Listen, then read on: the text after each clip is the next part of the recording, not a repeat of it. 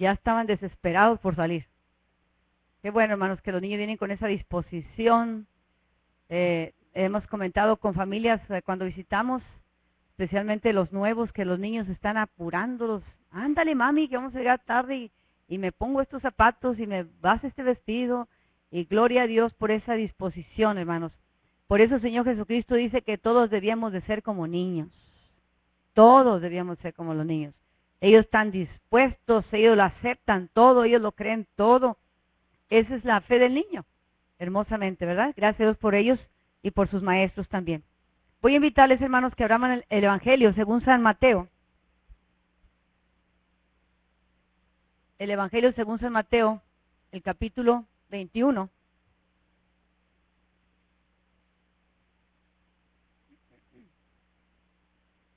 Y voy a dar lectura a lo que es la entrada triunfal del Señor a Jerusalén. Mateo 21, capítulo 1 al 11. Yo espero que las visitas también tengan Biblia, hermanos, si se la pueden acercar. Amén. En el nombre del Padre, del Hijo y del Espíritu Santo, la palabra de Dios dice: cuando se acercaban a Jesús y llegaron a Betfagé, al monte de los olivos, Jesús envió a 2 discípulos con este encargo: vayan a la aldea que tienen enfrente y ahí mismo encontrarán una burra atada y un burrito con ella. Desátenlos y tráiganmelos.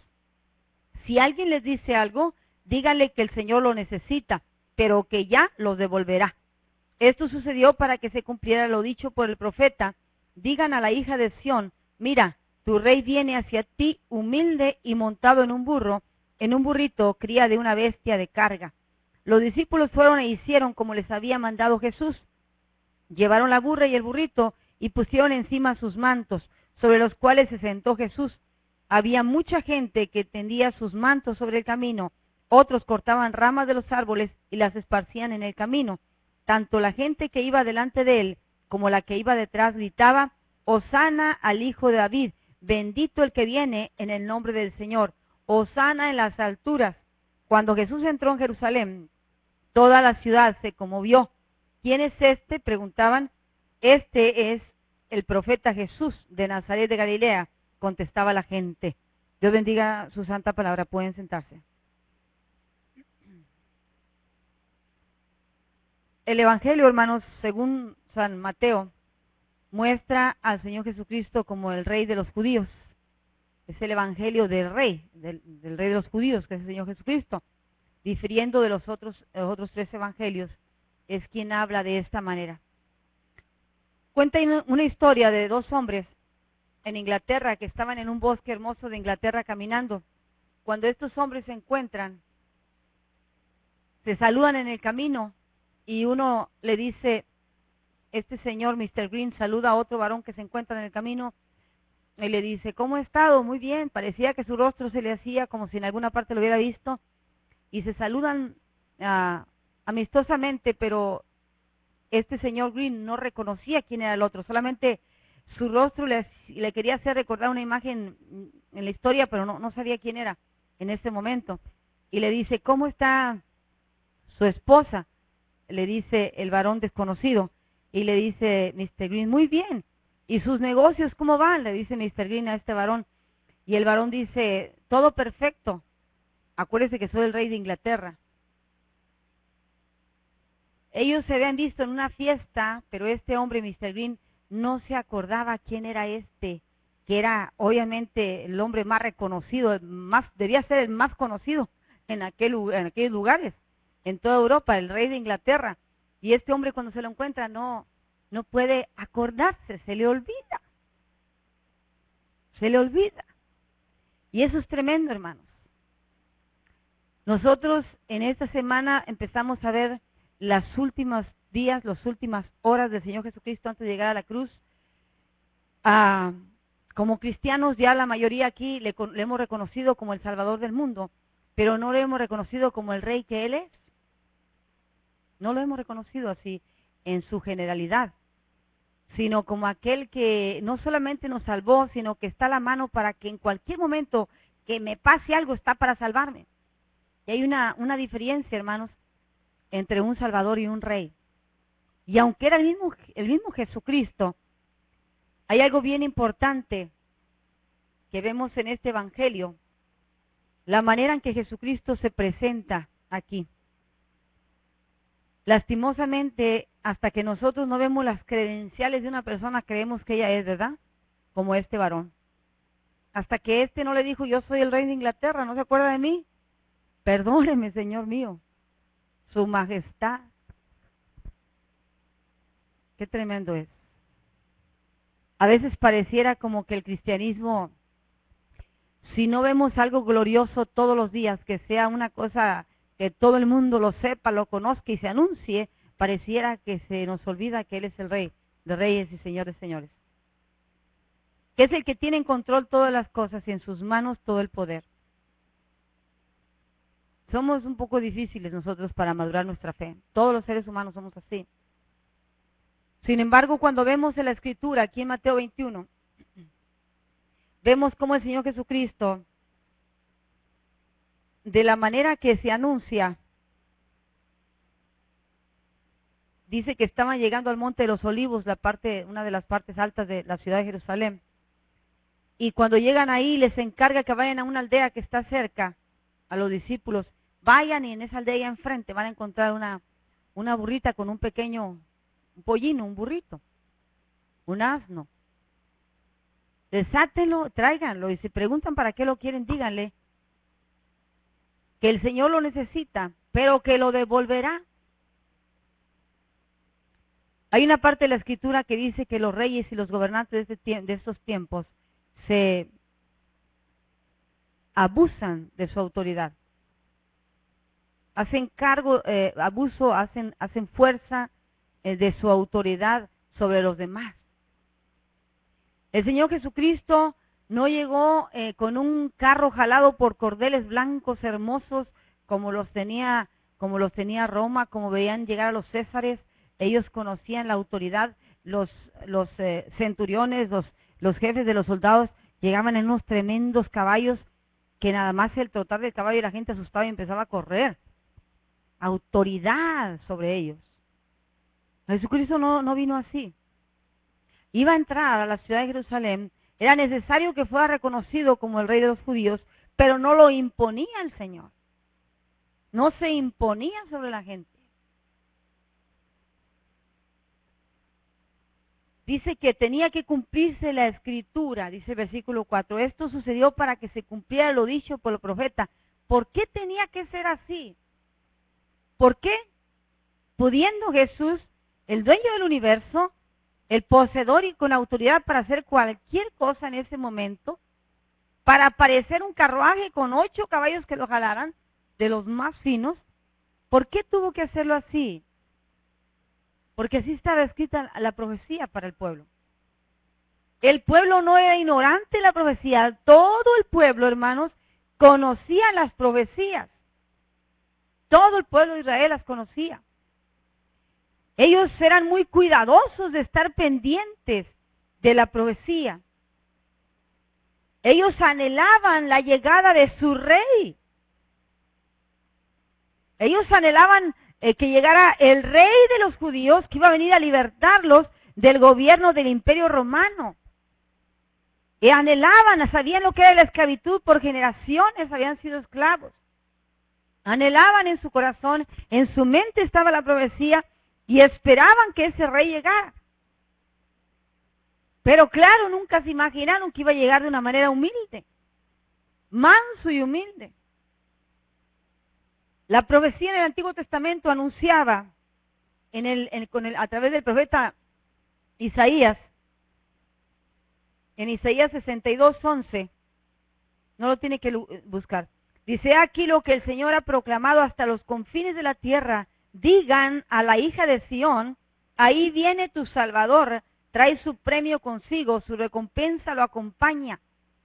Serán llamados pueblo santo, redimidos del Señor, y será llamada ciudad anhelada, ciudad que nunca es abandonada. Esta era una profecía para el pueblo de Israel, hermanos. Y ese pueblo podía decir, pues esa es la profecía, pero estamos viendo una cosa diferente. Es lo que en nuestra mente pasa en nuestros días también. Pues a mí me han profetizado esto, que Jesús viene, pero Jesús no ha llegado todavía. A mí me han dicho que Dios tiene gran bendición para mí, pero yo no la veo, porque la queremos ver con estos ojos humanos. La bendición espiritual ahí está, pero no la podemos contemplar con el tipo de fe que nosotros caminamos. Vendría esta profecía 600 años antes, y hermosamente la que lo aclara todavía más está en Zacarías 9:9, cuando habla del rey de Sión. El rey de Sión, el rey de Jerusalén, el rey poderoso. Alégrate mucho, hija de Sión, grita de alegría, hija de Jerusalén. Mira, tu rey viene hacia ti, justo, salvador y humilde. Un rey justo, salvador, humilde, no se conocía en aquel tiempo, ni en el día de hoy tampoco se conoce. En los países donde todavía son regidos por reyes, España, Inglaterra, Japón, donde todavía hay ese tipo de monarquías, no se conocen como humildes, no se conocen como siervos, no se conocen como alguien que va a salvar a su pueblo de algo. No se les reconoce así, justos tampoco justos, porque hay pueblos en África donde al rey se le tiene con toda la riqueza que se puede tener, y el resto de África se está muriendo de hambre. Ni son justos, ni salvan la vida de un hambriento, mucho menos muestran la humildad. Ellos sabían, el pueblo sabía, que no habían conocido un rey así. Ellos tenían la imagen del rey solamente de David en su mente. Ellos, aunque esta generación del tiempo de Jesucristo no vio a David, no conoció a David, conocían los escritos, sus abuelos les hablaron de eso, los tatarabuelos hablaban de David y Salomón. El rey, básicamente David, que fue un rey justo con el pueblo, que era un rey que amaba a la gente, que hacía justicia para el pueblo. De ahí para acá habían venido muchos, pero ninguno con estas características, ninguno. Y luego un pueblo que fue oprimido por los asirios, fue oprimido por los pueblos, por los pueblos que estaban ahí, cercado por tantos años, habían estado en cautiverio, que no conocían algo así. Pero la profecía lo decía, y ellos sabían que las profecías se tenían que cumplir. Ellos sabían esto. Por eso dice, mira, mira tu rey, ahí viene ya. Sí, Zacarías. 2 libros antes que termine el Antiguo Testamento, la profecía de Zacarías. Tu rey viene hacia ti. Hacia ti. Algo personal. Justo, salvador y humilde, viene montado en un asno, un pollino, una cría de un asna. Aproximadamente 550, 600 años antes del Señor Jesucristo. Esta profecía. Dice, destruirá los carros de Efraín y los caballos de Jerusalén, quebrará el arco de combate y proclamará paz a las naciones.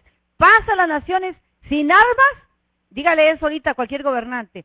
Vaya, dígaselo a Obama.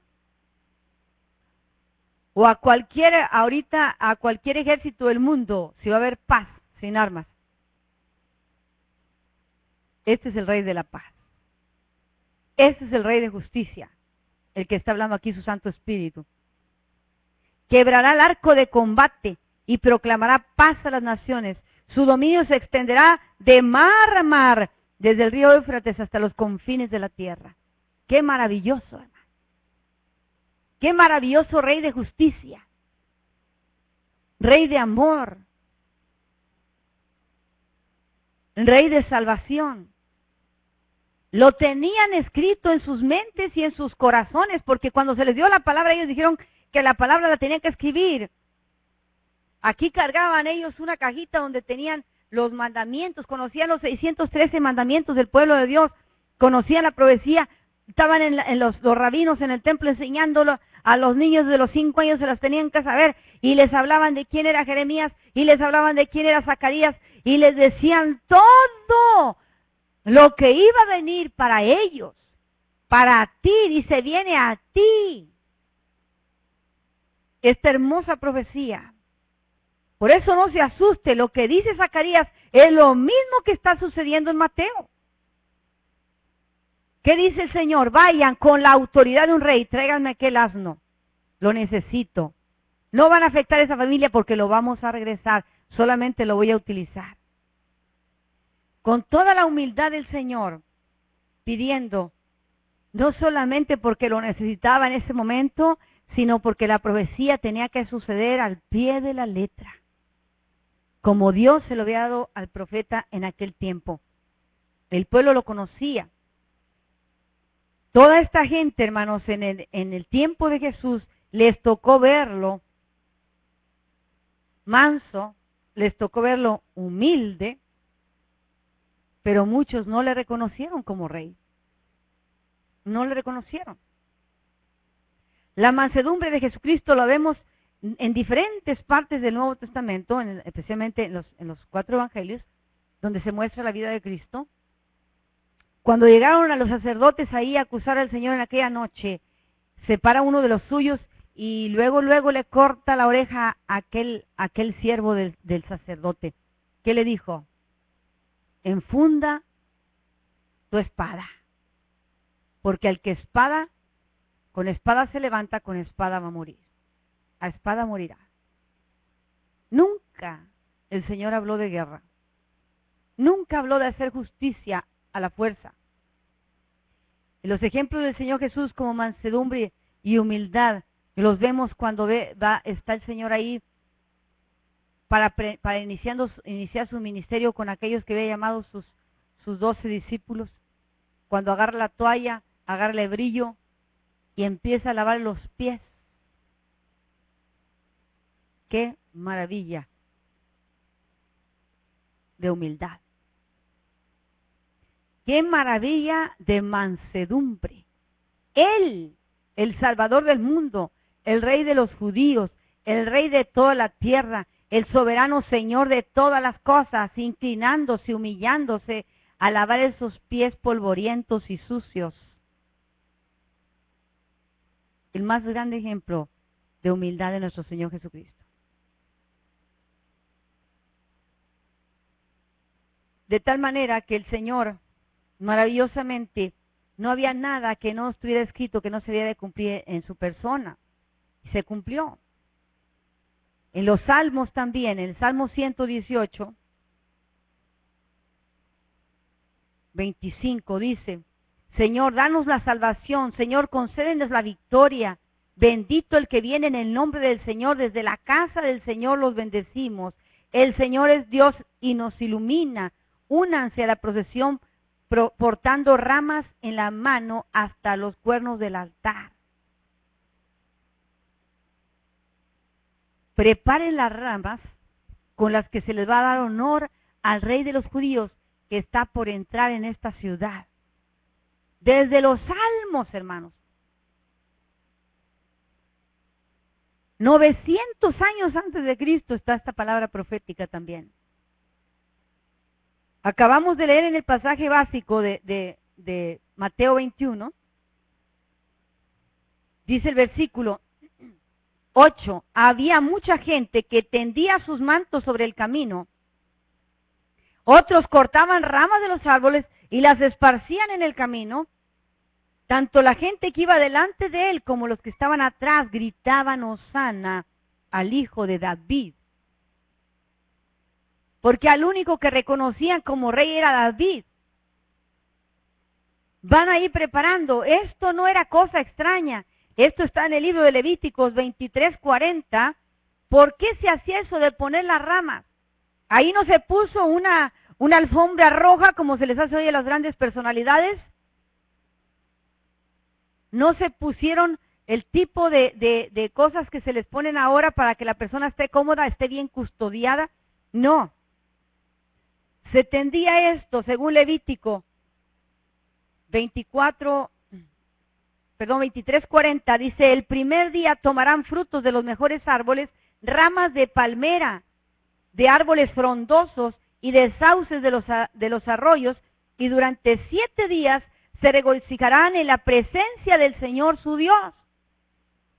Durante 7 días. Este es lo que generalmente se le reconoce como el Domingo de Palmas, es hoy. Estos 7 días, hermanos, era la preparación. Esto en la antigüedad era la fiesta de los tabernáculos, según Levítico. Preparaban todo esto. Pero Dios estaba poniendo un indicio en su corazón de que lo que humanamente conocían no se comparaba con lo que iban a conocer. Eran fiestas de 7 días. Aquí se estaba preparando al Hijo de Dios, al Cordero del mundo, que venía a ser sacrificado. Se estaba haciendo la entrada que le llama triunfal en Jerusalén. Cuando nosotros estuvimos, va a ser un año que vino el presidente de México aquí a Houston, la ciudad, y tuvimos la oportunidad de estar ahí. Era una cosa de cuidados y guardaespaldas, y por donde quiera gente armada. La misma gente de seguridad de aquí de la guardia del presidente Obama estaban custodiando al presidente de México, porque son países que están en armonía, están en la paz ahora. La misma gente, ahí estaban americanos, esos no hablaban español, esos estaban ahí puestos para cuidar al mandatario de México que venía aquí, y veíamos todo. Cuando salimos era el carro que donde lo llevaban a él, una camioneta blindada, y carros en frente blindados, atrás blindados, y nosotros nos tocó salir por la misma calle, íbamos atrás de ellos. Policías por todos lados, carros de seguridad por todas partes. Un mandatario humano, ¿cómo los cuidan? No se puede acercar a usted, si no tiene permiso para acercarse a ese lugar, usted no se puede acercar. Tampoco fue invitado ahí porque tampoco estaba invitado para estar. Eligen a las personas. Cuando nosotros llegamos ahí al consulado mexicano, que nos dijeron vayan y regístrense porque están invitados oficialmente, nos llegó una carta del gobierno de México invitándonos oficialmente a ese lugar. No nos sentíamos merecederos, pero Dios lo hizo posible, ni siquiera lo habíamos pedido. Dios sabe por qué. Fuimos y verificaron nuestras IDs, nuestras credenciales. Estaba en el sistema de dónde éramos nosotros, conocían toda mi trayectoria atrás. Yo nunca se las dije a ellos, cómo la sacaron, no sé. La de mi esposo igual. Cuando llegamos ahí verificaron que todo estuviera, que fuéramos las mismas personas que vamos a llegar allá. Cuando llegamos ahí está una línea y también otra investigación sobre cada persona de las que estábamos ahí. Para acercarse a un mandatario, un hombre, un humano como tú y como yo, con una autoridad, obviamente que por la gracia de Dios están en eminencia, están en autoridad, dice la Biblia, que Él ha puesto gobernantes y como Él puede quitar los gobernantes, ahí están. Sorprendente todo ese cuidado que tienen para con ellos y toda la gente que va como teníamos que ser tan revisados. Hermanos, cuando el Señor Jesús entró a Jerusalén, no hubo nada de esto. Venía montado en un burro que no era de Él. Alguien se quitó el manto para que no se subiera encima del burro a montarlo así nada más, sino que tuviera algo encima del animal. Se quitaron los mantos ahí, quizás alguien de los discípulos puso, y luego la gente empezó a poner aquellas palmeras, las ramas de los sauces, que son muy frescas, hermosas, y todo ese camino estaba lleno. ¿Y quién ponía en el corazón de ellos que gritaran ¡Hosana al Hijo de David? ¿Quién ponía en su corazón? El Espíritu Santo de Dios, que estaba tocando sus vidas. Esos fueron convencidos en ese momento por el mismo Espíritu Divino. Nadie más les dijo.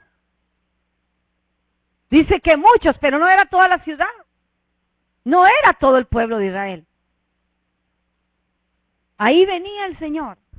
Imagínense. ¿Quiénes eran sus custodios? Los discípulos, que ni ellos mismos sabían qué iba a pasar ahí. Nada. Ahí iba nada más siguiéndolo. No sacaron espadas para decirle a la gente, quítense de aquí porque aquí viene Jesús, el Rey de los judíos. Para nada. No cargaba nada de eso. Esa es la enseñanza de humildad del Señor. Una maravilla de un Dios maravilloso, redundando la palabra. Un Dios porque lo veían como hombre, no como Dios, pero no dejaba de ser Dios mismo. 100% hombre, 100% Dios.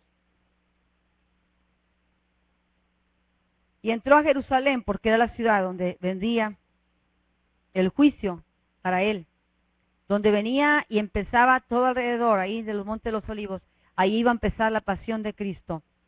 Aunque inmediatamente después de este hecho, el Señor pasa por ese lugar, empiezan las alabanzas, las hosanas, bendito el que viene en el nombre del Señor. Hosana en las alturas, la palabra que se dio a los ángeles cuando nació Jesucristo, ahí en el pesebre, ahí en ese humilde pesebre, hosana en las alturas, gritaban los ángeles. La misma frase se repite aquí, hosana en las alturas, salva. Hosana quiere decir sálvanos, sálvanos, sálvanos, eso gritaban. Había muchos que reconocían que él era el rey que los iba a salvar. Que él era el rey, el único que los podía salvar, el hijo de David. ¿Quién es este?, preguntaban. Este es el profeta Jesús. A Jesús le llamaron profeta, le llamaron maestro, le llamaron rabino, hermano, le llamaron de varias formas. Pero aquí en esta palabra específicamente se dice el profeta Jesús de Nazaret de Galilea, contestaba la gente. Era todo lo que sabían de él. Pero sus corazones sabían que había algo más. En la fe de ellos sabían que venía algo más. Sabían que se podían meter en grandes problemas con el gobierno romano. Llamar rey a otro que no fuera el César, había problema con la gente. No podían llamar a nadie que no fuera rey, que no fuera el César. Prohibido. Prohibido. Sabían que les podían cortar la cabeza, llevarlos a la hoguera, o a encarcelarlos, matarlos, qué sé yo. Pero ahí estaba esa gente que gritaba, hosana al rey. Hosana al Todopoderoso. Hosana al Hijo de David. Bendito el que viene en el nombre del Señor.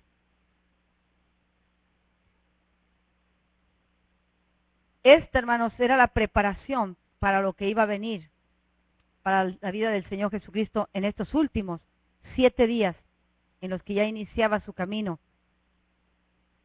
a la pasión por la humanidad, al dolor más fuerte por la carga del pecado de todos nosotros. El Nuevo Testamento, hermanos, el Antiguo Testamento, para ellos, a pesar de que conocían las Escrituras, conocían lo que iba a venir en aquellos 39 libros que usted ve del Mateo hacia atrás, de Génesis hasta Malaquías, no dejaba de ser una sombra para ellos, el Antiguo Testamento. El Nuevo Testamento vino a ser la luz para el pueblo, y la luz para las naciones, y la luz para tu vida y para mi vida. El Antiguo Testamento era un tipo o símbolos de lo que vendría. El Nuevo Testamento es una realidad y una sustancia para nuestras vidas. El Nuevo Testamento es una realidad. Es el Cristo hecho realidad, el Salvador hecho realidad, el Rey hecho realidad para nosotros. El Antiguo Testamento era profecía, el Nuevo Testamento cumplimiento de todas las cosas. Cumplimiento. Nosotros somos neotestamentarios. Estamos dentro de la época del Nuevo Testamento todavía. ¿Por qué? Porque el libro de los Hechos todavía no se ha terminado de escribir. Nosotros somos la iglesia. El libro de los Hechos, usted ve la iglesia primitiva, pero de ahí para acá la iglesia ha seguido creciendo. La iglesia no ha parado de crecer. Es la misma iglesia de Jesucristo. Y usted y yo, y la iglesia de hoy, está escribiendo los Hechos todavía. Estamos viendo los hechos gloriosos de nuestro Señor, de nuestro Salvador, del Rey Jesucristo. Ellos no podían dejar de pensar en aquel tiempo que alguien vendría. Alguien viene, tiene que venir alguien aquí. a rescatarnos de esta esclavitud, del dominio romano. Tiene que llegar alguien ahí en sus mentes, en sus corazones. No podían vivir sin dejar de pensar esto. Esperaban al Mesías, el Mesías, el Salvador. Esperaban un rey para ellos, para los judíos. Pues los evangelios, hermanos, los 4 evangelios son el relato testimonial del personaje más grande y maravilloso que ha cambiado el rumbo de la historia de la humanidad totalmente. Y a través de ese personaje gira toda la Biblia. Usted no puede quitarle del Antiguo Testamento nada porque se adapta con el Nuevo. No podemos pensar que solamente el Nuevo. El Antiguo Testamento es la base para el Nuevo. Aquí estaba el símbolo, aquí está el hecho.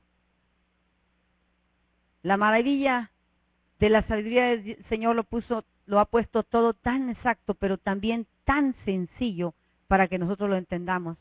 Para que nosotros entendamos por qué el Señor no solamente vino a ser el rey de los judíos, porque se lo pusieron en un letrero aquí arriba de su cabeza en la cruz, porque usted se quedaría pensando, bueno, fue para los judíos. No, por la gracia fue para todos nosotros también. A los suyos vino, pero muchos dice que lo rechazaron. Mas a todos los que le recibimos, a los que hemos creído en su nombre, nos dio el derecho, el poder, la potestad de ser hechos hijos suyos. Así que somos hijos de un rey. Por lo tanto, reyes y sacerdotes juntamente con él. Somos hechura suya, ahora a la nueva imagen en Cristo Jesús. Vemos la palabra maravillosa. Yo me imagino cómo los discípulos quizás estaban así como usted en esta mañana. No entendemos todo, ellos tampoco entendían todo. Solamente seguían con él. ¿Qué va a pasar después de esto? Quizás estaba en su mente. Nosotros lo estamos proclamando rey, poniendo las palmas ahí. La gente que no cree se está dando cuenta. Estamos gritando, Hosana. El rey viene. Nos podemos meter en muchos problemas. Pero cuando nosotros vemos que inmediatamente después de esto, en el versículo 12, habla de Jesús en el templo, habla de una autoridad que ahora sí, todos podían ver. Cuando el Señor entra al templo, inmediatamente, después de que ya pasó por las palmas y fue alabado y el hosana para él y todo eso, entró al templo. Y dice que Jesús entró al templo y echó ahí a todos los que compraban y vendían. Volteó las mesas de los que cambiaban dinero y los puestos de los que vendían palomas, animales. Y dijo el Señor, mi casa será llamada casa de oración. Autoridad salía de su boca. Como filo de espada. No crea que era la cuerda con la que empezó a golpear y entró en un celo santo y a golpear y a decir, ¿por qué han hecho mi casa casa de ladrones? Era más que eso, era una autoridad poderosa. Era la espada de 2 filos que salía por su boca. Casa de oración será llamada mi casa. Casa de oración, no casa de negocios o pleitos aquí. Los cambistas, hermanos, es gente tan peleonera. Yo lo vi cuando fui allá a Israel. Dice aquí que los que cambiaban dinero, también nos encontramos con uno que teníamos que comprar los shekels, los dólares para que nos los cambiara por shekels, que es la moneda de Israel. Y enojado y rápido, son $100. Aquí está. Espérate, déjame contarlo. No, quítate, ya me voy. Y así groseros. Andan sobre el negocio. Cuando yo vi a ese hombre cómo nos trató a nosotros, y cuando vi cómo hacían comercio, yo entendí cuando el Señor dijo, mi casa, casa de oración será llamada. Entendí por qué el Señor se molestó tanto, y ese celo que salía de todo su ser. Imagínense, con toda la autoridad del Hijo de Dios, con toda la autoridad que un rey tiene para defender su casa. Dijo, mi casa, no dijo la casa de Israel, mi casa, casa de oración será llamada. La casa de mi padre, dice otra versión, casa de oración será llamada, no cueva de ladrones. Qué tremendo. Ahí empieza como ese rey. Pasa sobre la naturaleza su autoridad. El 18, muy de mañana, cuando volvía a la ciudad, tuvo hambre. Al ver una higuera junto al camino, se acercó a ella, pero no encontró nada más que puras hojas. Nunca más volverás a dar fruto. Autoridad sobre la naturaleza. No más. Pasan otro día los discípulos y Señor, la higuera que maldijiste, mira cómo está. Seca. Ya ni hojas había. Échenla al fuego. Para eso sirve nada más. Qué tremendo. Qué tremendo cuando el Señor pasa la mirada, el rey pasa la mirada por su pueblo y ve higueras secas que no producen, que nunca lo tomaron a él como autoridad, que nunca lo tomaron como rey. Pasa la mirada y ve la sequedumbre ahí, cómo está quedando el sequedal, cómo está quedando. Qué terrible.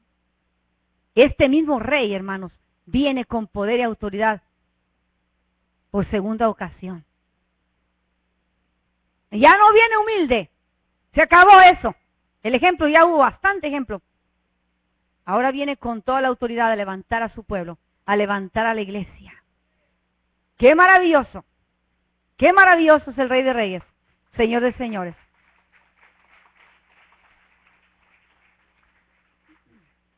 Y todavía seguimos el versículo 23. La autoridad de Jesús es puesta en duda. Hoy en día pasa lo mismo, no pienses que ahí nada más. Hoy en día la autoridad de Jesucristo es puesta en duda. Dice que entró otra vez el templo y mientras que enseñaba se le acercaron los jefes de los sacerdotes y los ancianos. Él estaba enseñando. ¿Con qué autoridad haces esto?, le interrogaron. ¿Quién te dio esta autoridad para que tú vengas a enseñarnos? Esos viejos dinosaurios creían que sabían más que el Hijo del Dios Todopoderoso. Creían que sabían más que el Señor. Dijo el Señor, yo también voy a hacerles una pregunta en el 24. Si me la contestan, les diré con qué autoridad hago esto. El bautismo de Juan, ¿de dónde procedía? ¿Del cielo o de la tierra? Se quedaron mudos. Empezaron a discutir entre ellos porque no sabían contestar. Si respondemos del cielo, nos va a decir, entonces, ¿por qué no lo creyeron? ¿Por qué no dejaron que Juan lo bautizara?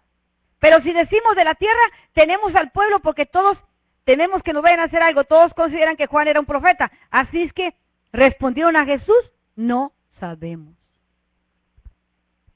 No sabemos. Somos inútiles ante tu autoridad.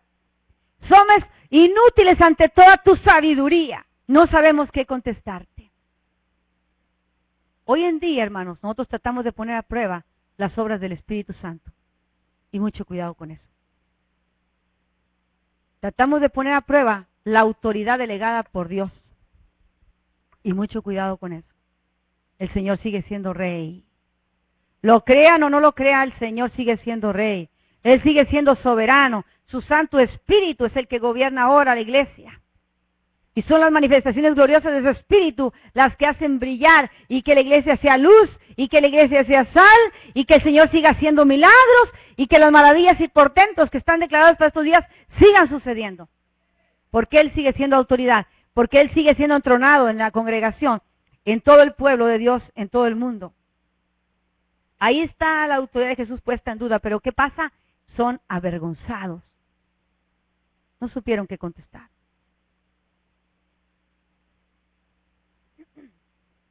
Y cuando ustedes siguen viendo la palabra ahí, la palabra de los dos hijos, la palabra de los labradores malvados, el banquete y las bodas, y habla del reino. Habla del reino. Ya no solamente de un rey, sino de uno que vino a establecer un reino y que ese reino continúa por la eternidad. Ese reino maravilloso de Jesucristo un día te alcanzó a ti, me alcanzó a mí, hace 35 años por ahí, nos ha alcanzado a muchos que ya estamos viejos en el Evangelio aquí. Ese reino se sigue sustentando por la pura palabra del Señor, por la autoridad del que está sentado en el trono. ¿No escuchó? Él está sentado en el trono. Y no es un trono como el de los reyes humanos. Es un trono rodeado de luz, de majestad. Millones de ángeles están a su lado sirviéndole, otros adorándole, otros siendo mensajeros a su iglesia, a su pueblo acá. Y los millones de hijos de Dios que ya están en su presencia ahí, que le alaban de día y de noche. Ese es un verdadero rey que gobierna desde el cielo la tierra, que gobierna con poder, con justicia, con autoridad, que su brazo es un brazo poderoso, su diestra, diestra de justicia, un cetro que extiende sobre su iglesia en estos días. ¿Sabe qué es el cetro? Ese utensilio con la cual los reyes mostraban autoridad. Si el rey levantaba el cetro, el súbdito podía entrar, si no, no. Si el rey levantaba el cetro, la reina podía entrar a sus oficinas o a sus aposentos donde él estuviera, si no, no. Si el rey levantaba el cetro, se imponía una ley, si no, no. El cetro del Señor es un cetro de justicia, de verdad, de amor y misericordia que todos los días se está levantando para la iglesia de hoy. Se está levantando para esta generación, para el malvado, para hacer justicia, y para el que busca a Dios, para mostrarle su misericordia. Ese es el Dios glorioso, ese es el Rey maravilloso en quien nosotros hemos creído. Maravillosamente reconoce también a las autoridades impuestas en 22:15. Ya no lo vamos a leer simplemente. Cuando le pregunta al Señor, ¿qué tenemos que hacer? Tú sabes que este gobierno nos tiene impuestos. Para todos nos cobran impuestos. Somos un pueblo muy asediado, y es verdad, así era. ¿Qué dijo el Señor? Ahí, toda la autoridad de un rey, respetando a otro rey humano. Dale a César lo que es de César, y al Señor lo que es del Señor. No te equivoques, César se va a morir un día. El que vive eternamente es el Rey por los siglos de los siglos, al que le tienes que seguir dando todos los días honra. Dale a Dios lo que es de Dios, honra, gloria, magnificencia, poder, honor, gratitud. A este Rey maravilloso se le tiene que dar. ¿Quién es Jesús para ti, hermano? ¿Te quedaste ahí en la etapa donde nada más el Salvador? ¿Quién es Jesús para ti, varón? Dama, ¿quién es Jesús para ti? ¿Todavía te lo imaginas arriba del burro prestado? Míralo en el Apocalipsis. ¿Cómo lo ves? ¿Cómo ves su grandeza y su poder? ¿Cómo vendrá en un caballo blanco maravilloso? Con toda la gloria, con todo el esplendor. Y dominará todas las naciones de la tierra. ¡Qué maravilloso el Señor! Para algunos Jesucristo todavía sigue siendo un mito. Mucha gente. Es un mito ya del pasado nada más. No se identifican con Él. No ha habido un despertar en su corazón. Tienen el espíritu dormido todavía. Para muchos Jesucristo es una religión todavía. Para otros alguien que pertenece a la historia. Así como quedaron los profetas en la historia, así piensan que Jesucristo es. Un personaje de la historia nada más. ¿Será esto Jesucristo para nosotros? ¿O realmente será el Rey o el Redentor de tu vida? Rey de toda la humanidad, pecador de toda la humanidad, perdón, el Salvador de toda la humanidad pecadora, el Redentor de toda la humanidad. No lo podemos reconocer como Rey cuando no le hemos reconocido como el Salvador que redimió de pecados, que pagó nuestra deuda, pagó la deuda que nos tocaba a ti y a mí. No solamente con los golpes, los latigazos, con esa corona de espinas que le encajaron en su cabeza, corona que descifraba maldición, maldición, que era lo que venía para nosotros, vergüenza, con manos y pies horadados, clavados en una cruz. Y no por eso dejó de ser el rey del universo. Nunca lo ha dejado de ser. Siempre ha sido el rey de reyes y señor de señores. Dijo Isaías en el capítulo 6, porque han visto mis ojos al rey, Jehová de los ejércitos. Qué maravillosa visión que tuvo Isaías. Han visto mis ojos al rey. No se refería al rey Usías, al rey de aquel tiempo, Joroboam, ni ninguno de esos. Al rey, Jehová de los ejércitos. Imagínense su esplendor, su grandeza, como Isaías lo estaba viendo. Primera Timoteo 1:17 dice, por tanto, al Rey eterno, el inmortal, el invisible, al único Dios, a Él sea honor, gloria por los siglos de los siglos. Amén. Al único verdadero Rey de justicia, el eterno, inmortal, jamás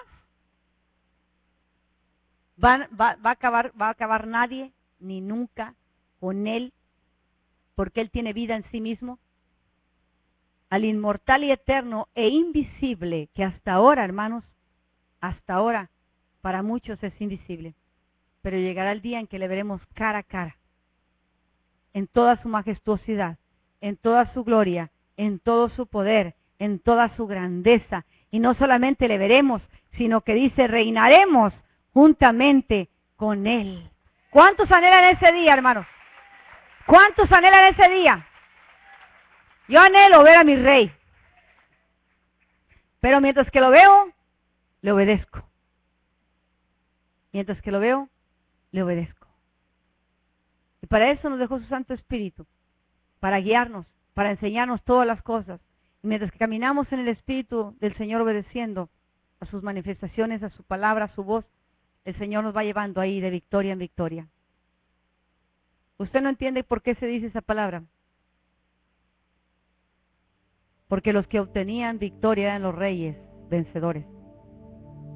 Por eso Él dice, a través de Pablo, vayan de triunfo en triunfo, de victoria en victoria.